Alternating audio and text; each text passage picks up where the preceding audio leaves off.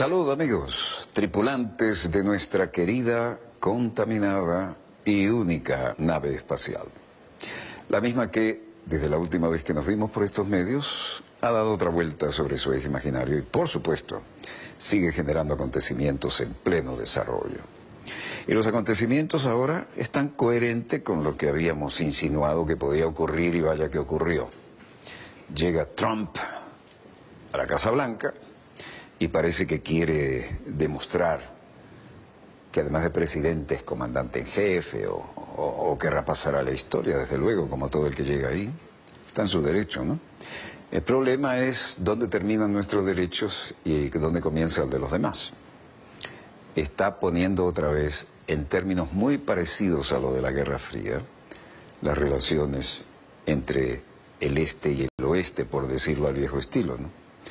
Y se ha metido con los que estarían vinculados al Kremlin. Esto es realmente el deseo de protagonismo, el querer hacer historia, no lo entendemos. Pero desde Washington hay un tiro por elevación ya gratuito y sin necesidad con Moscú y hablan de los oligarcas, no dudemos que pueda haberlos, ¿no? Pero si está llegando y ya patea la cristalería, bueno, Vladimir Putin no es tampoco un ingenuo, ¿no? No olvidemos que ese hombre venía de los mejores extractos de la inteligencia en la época dura. Además, él es también un guerrero. Lo que pasa es que tiene un estilo mucho más sobrio que este nuevo rico que se compró la presidencia de Estados Unidos, ¿no? Porque no ha llegado por méritos políticos, ha llegado porque quería llegar y tenía con qué. El aparato, el dinero, los lobbies y el aparato propagandístico, desde luego.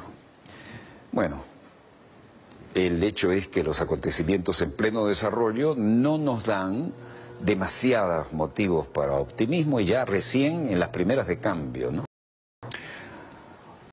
El panorama gélido simboliza también lo que está ocurriendo. Moscú, en una hermosa toma de la Plaza Roja, los grandes símbolos de las épocas imperiales y de la época moderna también. Ese hermosísimo reloj y una nevada. Puertas adentro, Estados Unidos elabora la lista de oligarcas rusos cercanos al Kremlin.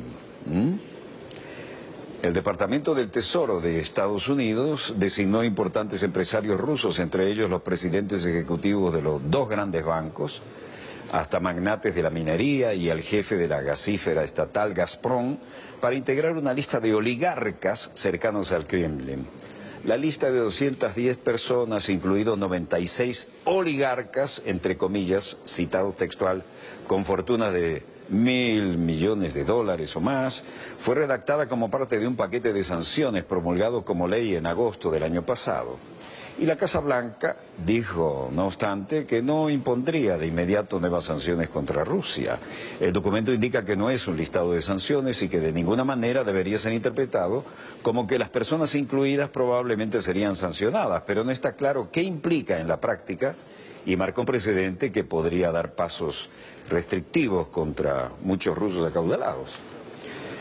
El hecho es que la lista de oligarcas, según el gobierno de Trump, es un verdadero acto antipático y Vladimir Putin así lo ha definido. Si así es como comienzan las relaciones, esto se va a poner interesante, ¿no? Bueno, el hecho es que Vladimir Putin se reúne con sus funcionarios de la campaña y el presidente Vladimir Putin ha dado algunas declaraciones al respecto hoy y salió al paso de esto, ¿no? No podía dejar pasar esto así como así.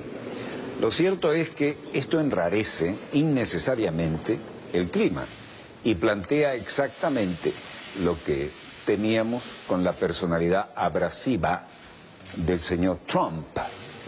Vladimir Putin, aquí, reunido con líderes de su país, como es obvio, y decía, antes que nada debemos pensar en nosotros mismos.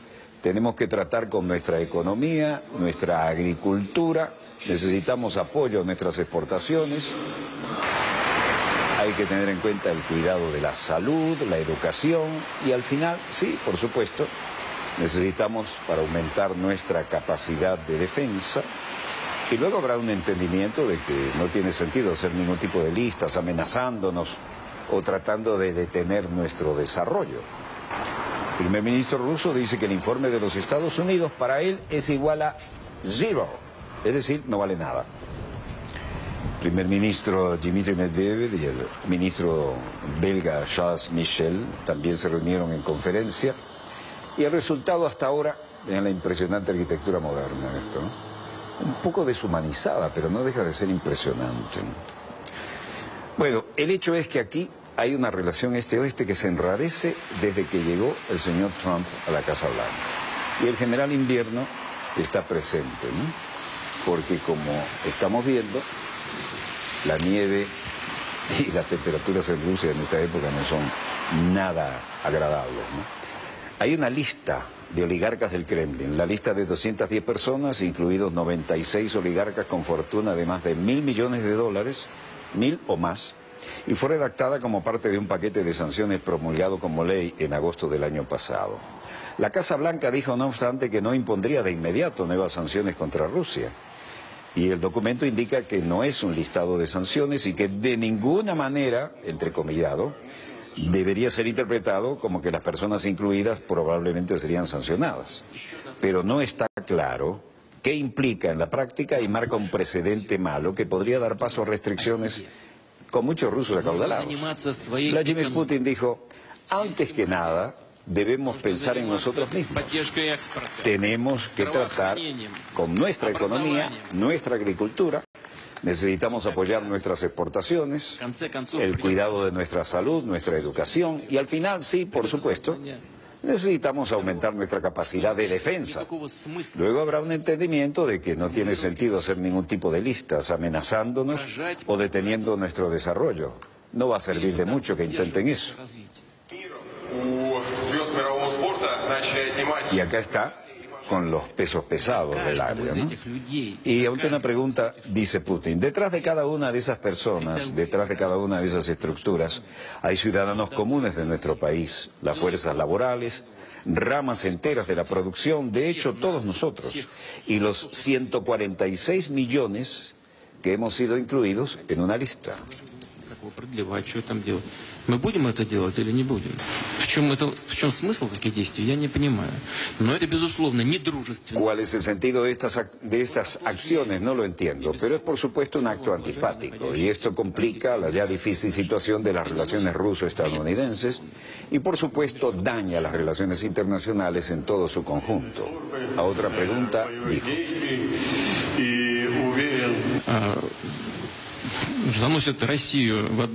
No nos ponen a la par con Corea del Norte e Irán y al mismo tiempo nos piden que participemos en la toma de decisiones sobre el programa nuclear de Corea del Norte y que pensemos sobre lo que podríamos hacer con respecto a Irán. ¿No les parece que eso es bastante estúpido?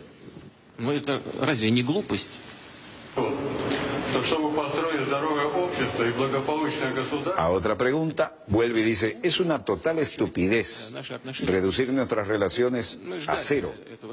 Estábamos esperando esta lista y no la ocultaré, estamos listos para tomar medidas de represalia, medidas serias, lo que habría reducido nuestras relaciones a cero. Por ahora, no lo haremos, vamos a abstenernos de tomar esos pasos. Putin tranquilo. Las preguntas, y él dice, no vamos a pelear ni a escalar la situación. Queremos y construiremos pacientemente nuestras relaciones, tanto como el otro lado. En este caso, el lado estadounidense está listo para eso. La historia es que Vladimir Putin dijo este martes 30 de enero que la publicación de la lista estadounidense de empresarios rusos cerca del Kremlin era un acto muy poco amistoso, pero que actualmente Moscú no planea tomar represalias. El Departamento del Tesoro de Estados Unidos nombró a los principales hombres de negocios rusos en la llamada lista de oligarcas textual que se publicó temprano el martes. Bueno, Dmitry Medvedev, primer ministro de Rusia, dice, permítanme decir unas palabras sobre el tema. No creo que por estar incluido en la lista es una razón para renunciar. Obviamente no lo haré. Básicamente la lista incluye a todo el equipo de líderes de este país, el equipo reunido por el presidente Vladimir Putin, complementado por representantes de las principales empresas rusas y en la práctica real afecta a toda la economía rusa. Которая была в определенный период собрана президентом Путиным, ну и дополнена также представителями крупнейшего российского бизнеса, который, по сути, покрывает всю российскую экономику. Luego, una pregunta muy directa, le dice, bueno, ¿cuál es el significado de esta lista? Diría que su importancia es cero, o prácticamente cero, como diciendo, nos importa un bledo lo que haya dicho Trump.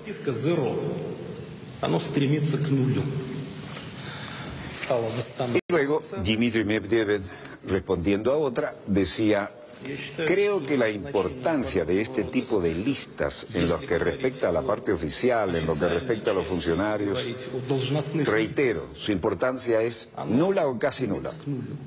Esta es la implementación de la ley aprobada que es discriminatoria y esto obviamente envenenaría nuestros contactos y nuestras relaciones en los años venideros. Y es malo en sí mismo haber tomado esta decisión de parte de ellos.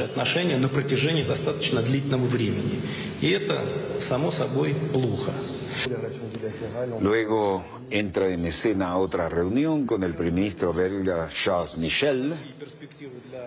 Y Charles Michel salió al caso y dijo, quiero hacer hincapié que la Unión Europea ha decidido no apoyar el fortalecimiento de las sanciones en la forma en que se decidió.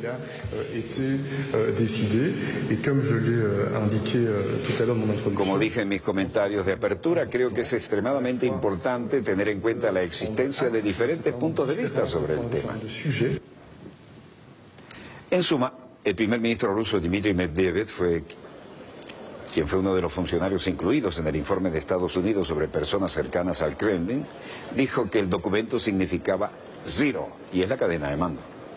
La lista de 210 personas, incluidos 96 oligarcas, así los definieron, oligarcas rusos con una riqueza de 1.000 millones o más, estamos hablando de dólares, se elaboró como parte de un paquete de sanciones promulgados en agosto del año pasado.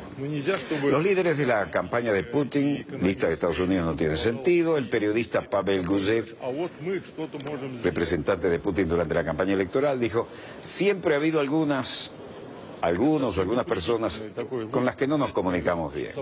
Había personas como esta en la Unión Soviética y hay personalidades con las que Rusia no se comunica en el escenario global, pero no se puede poner todo en el poder político y la élite económica en una lista, afirmando que pueden hacer algo.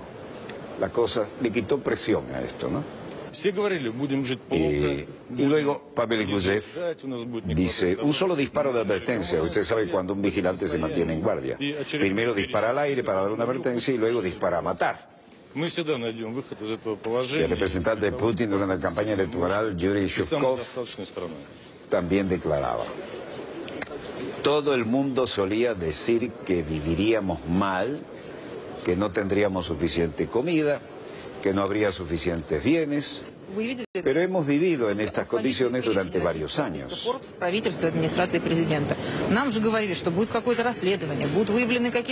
Y no creo que una nueva lista empeore esta situación. Siempre se encontrará una salida a esta situación para mantenernos como un país fuerte, poderoso y autosuficiente. Margarita Simoyan dice, ¿han visto esta lista? Una copia exacta de la lista rusa de Forbes en el orden alfabético y también la lista del gobierno y la administración presidencial. Nos dijeron que habría algún tipo de investigación, que se revelarían los esquemas de corrupción. ¿Qué tipo de planes y de qué corrupción hablan? Ana Kuznetsova, madre de muchos hijos, entró en esta lista simplemente porque el nombre de su posición contiene las palabras plenipotenciario y presidente. Esto es ridículo. Yosif Rigozin dice, estoy convencido de que todo lo que está sucediendo hoy es solo intereses comerciales de países relacionados con el comercio de armas, petróleo, gas y otras esferas. Esto es negocio, esto es economía, eso es todo. Pero tenemos que respetar a los poderosos y es por eso que respeto mucho a Estados Unidos por su compromiso con el liderazgo, por la superioridad. Pero también necesitamos reforzar nuestras fronteras, ser fuertes, mostrar que somos capaces, que lo que podemos hacer, lo hacemos y tenemos que ser fuertes. Esto es muy importante. Y no acusar a los demás de los problemas que hay en el mundo. Bueno, partidarios de la campaña electoral del presidente Vladimir Putin condenaron la lista de oligarcas de Estados Unidos. Vean cómo está el general Invierno en Moscú. Bellísima toma, ¿no?, en la Plaza Roja. Bueno, al hablar de esta reunión con funcionarios de la campaña electoral en Moscú, Putin dijo que el lanzamiento de la lista de los principales hombres de negocios rusos cerca del Kremlin por parte de Estados Unidos era un acto hostil. Pero Moscú no estaba planeando tomar represalias. La lista elaborada como parte de un paquete de acciones firmado en agosto del año pasado no significa que los incluidos estarán sujetos a sanciones, pero arroja una sombra potencial de riesgo sobre un amplio círculo de rusos que han hecho su riqueza. Putin dice que las armas rusas en Siria demostraron ser de clase mundial. El uso de nuestras armas en Siria ciertamente ha demostrado que hoy el ejército ruso está equipado como uno de los principales ejércitos del mundo y no hay iguales en lo que respecta a algunos sistemas de nuestras armas. Продемонстрировал силу нашей армии и флота. При этом ход операции показал традиционную надежность и эффективность российского оружия. Todo del alto mando, y no olvidemos que el tema es delicado, no improvisa, lee, documento cuidadosamente redactado. La derrota de los grupos terroristas, dijo, bien equipados en Siria, ha demostrado la fortaleza de nuestro ejército y nuestra armada. El curso de la operación ha demostrado la fiabilidad, efectividad tradicional de las armas rusas. Y de acuerdo al Ministerio de Defensa se desplegaron 215 armas modernas y avanzadas, así como la mayoría de los equipos militares actualmente en uso por el ejército. Y en general han demostrado su muy alto rendimiento.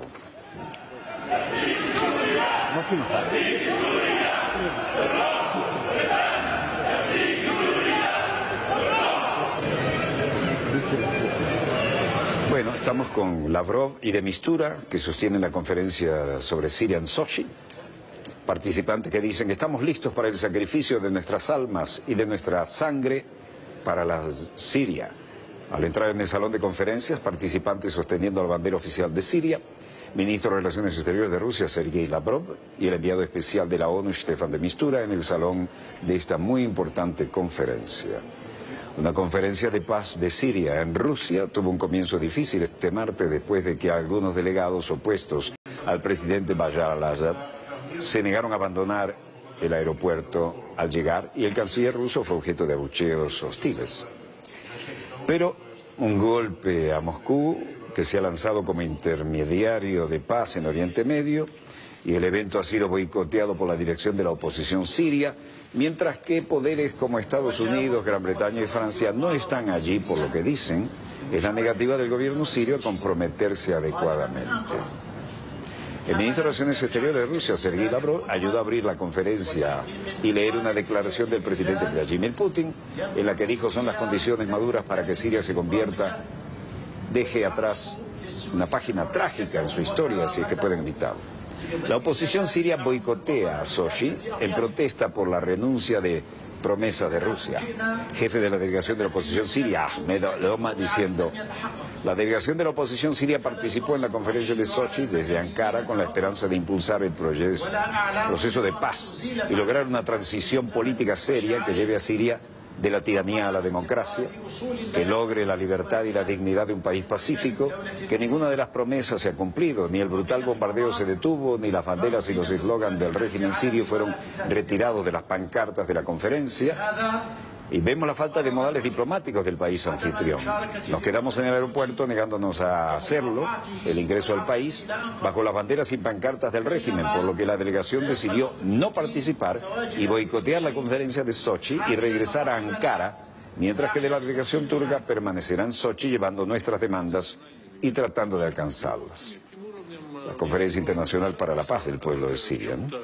Vitaly Nomkin dice: estoy seguro de que la decisión de celebrar o no el Congreso y mantenerlo en un formato continuo debe hacerse después de consultas con nuestros socios internacionales.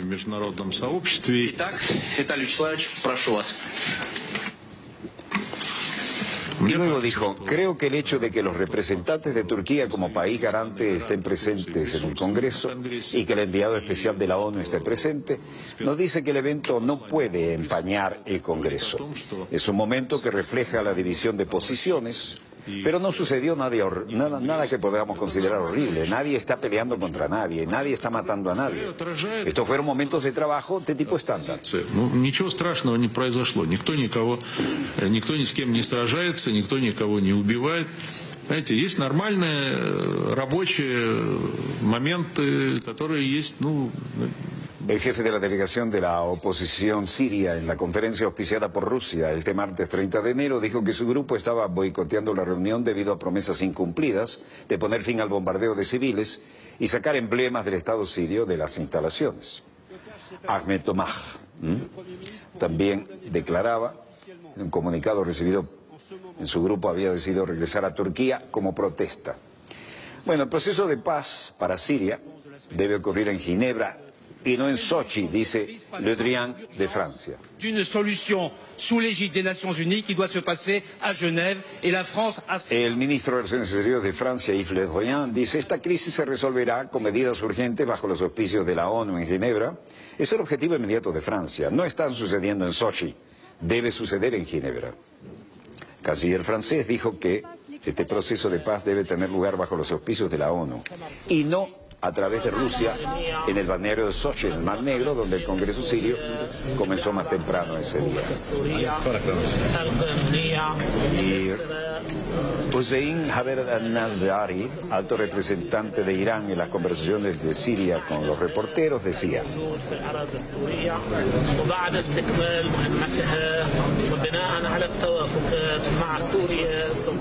las fuerzas iraníes que ingresaron a Siria a pedido del gobierno sirio para ayudar en la batalla contra el terrorismo en Siria, es obvio que una vez que se termine ese trabajo, que hayan cumplido su misión, se deberán retirar del territorio sirio de acuerdo con el gobierno de Siria.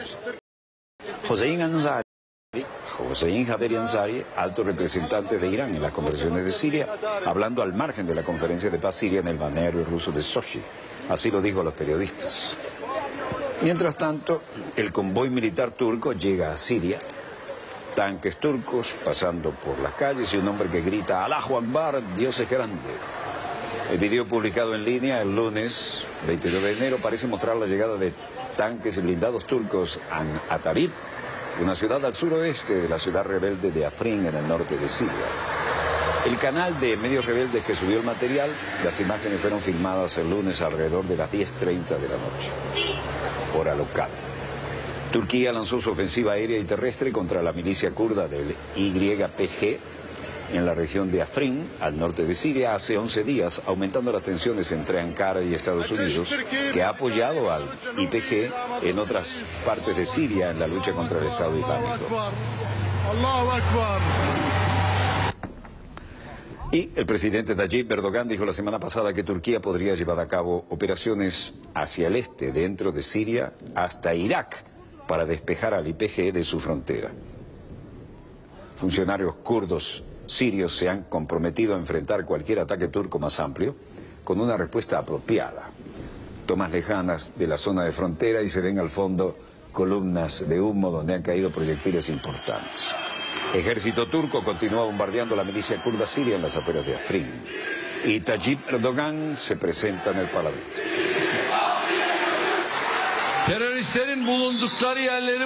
Y le gritan, tomemos Afrin, jefe. Y él dice, depende de quienes se encuentran en las zonas, se evacúan o no lugares donde están presentes los terroristas, como hemos declarado abiertamente sin jurar ningún juego. Continuaremos reprimiendo a los terroristas independientemente de con quién estén acompañados. Nadie deberá esperar que actuemos de acuerdo con las declaraciones de aquellos que no respetan sus propias palabras. Bueno, el ejército turco continuó bombardeando la milicia kurda siria en las afueras de Afrin. Y Tayyip Erdogan prometió que las fuerzas turcas barrerían a los combatientes del YPG de la frontera siria, independientemente de quién los esté acompañando. Kurdos protestan contra la operación turca en el noreste de Siria. Manifestantes como Tareo Hammenci se veían el resultado de todos los combates en la zona, ¿no? y los afectados no dejaban de protestar. La situación está más que fluida y muy tensa.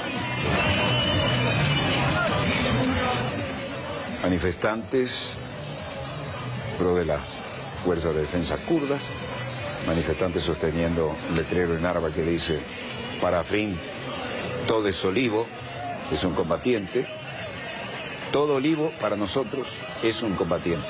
Olivo, la planta típica de la zona, ¿no? Y toda aceituna es una bala, un proyectil. Vaya, ahí le han clavado algo en el ojo al hombre, en esa pancarta. Bueno, manifestante Tareo Hamendi dice: antes de condenar el Estado turco, condenamos a Rusia, porque si Rusia no hubiese dado luz verde para la operación, Turquía no hubiese sido capaz de atacar a Afrin. Decimos a Rusia y Turquía que su destino y fin estará en manos de los héroes del YPG, al igual que el final de Daesh. Daesh es el acrónimo árabe comúnmente utilizado para Estado Islámico. Y otro manifestante, Gahida Suleiman, también declaraba en medio de estas manifestaciones: saludamos la resistencia que vemos en Afrin, que nunca olvidaremos la lucha del pueblo de Afrin.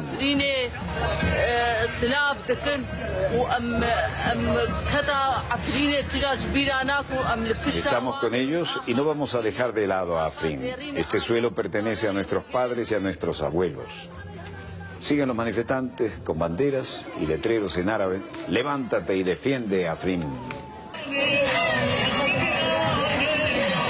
Cientos de personas salieron a las calles de la ciudad siria de Qamishli, martes 30 de enero, para protestar contra la ofensiva militar turca en la ciudad de Afrin.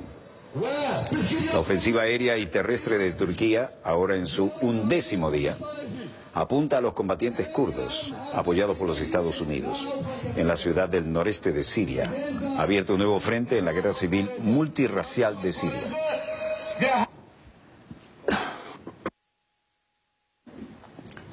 Como podemos ver, se enrarece rápidamente esta situación, ¿no?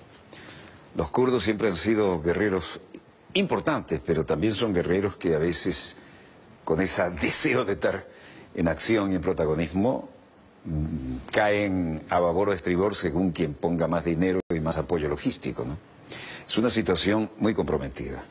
La única vez que vimos personalmente los kurdos tranquilos fue en el norte de Irak, cuando estaba Saddam Hussein y tenían los kurdos en el norte y tenían su propia legislatura, sus propios medios de comunicación, podían hablar su idioma y escuelas donde usaban su propio idioma, aunque formaran parte de la gran nación, ¿no?